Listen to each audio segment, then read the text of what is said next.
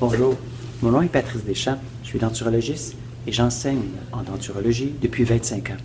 On m'a demandé de vous parler de mon rapport avec le français et de vous expliquer la place que ce français occupe dans ma vie professionnelle. Au Québec, le Collège de Longbottier est le seul à offrir le programme de denturologie. Il n'y a donc qu'une seule école qui offre ce programme en français au Canada et, disons-le, dans toute l'Amérique. Comme bien d'autres professions, le domaine de la denturologie regorge d'une foule de références qui sont écrites en anglais. Lorsque je prépare mes cours, il est très fréquent que j'ai à consulter des ouvrages, des articles scientifiques, des rapports de recherche, des livres en anglais, afin d'actualiser les notes de cours et les rendre encore plus adaptées à la réalité d'aujourd'hui. Mon premier défi, quand je consulte les ouvrages écrits en anglais, c'est de traduire la terminologie de l'anglais vers le français.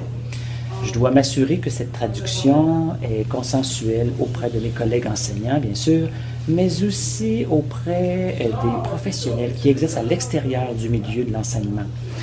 Et ça, c'est important, pertinent, mais c'est aussi pour moi pas toujours facile.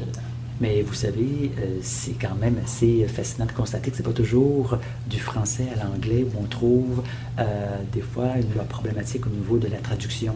Parce qu'en denturologie, il existe de la documentation de la littérature en français et qui provient principalement de France ou d'Afrique du Nord, de l'Algérie.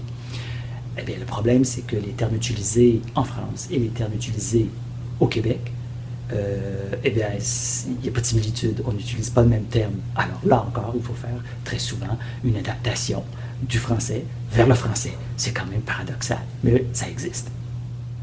On retrouve à l'intérieur du programme une diversité assez grande d'étudiants et d'étudiantes, principalement parce que les étudiants et les étudiantes proviennent de différentes régions de la province du Québec et il y en a même qui proviennent de l'extérieur du Québec.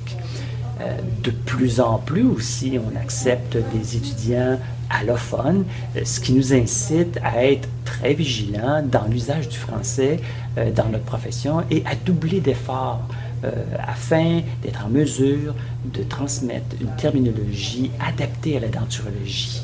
Et ça, c'est très intéressant pour nous, puis c'est un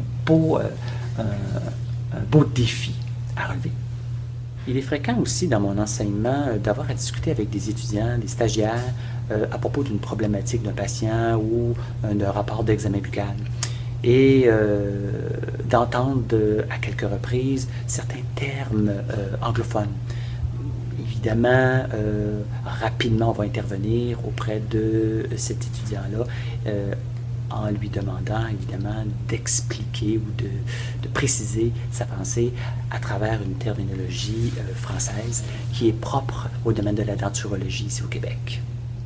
Oui, c'est vrai que la langue française occupe une grande place dans ma vie professionnelle, mais entre vous et moi, je suis quand même assez fier de pouvoir exercer la denturologie en français.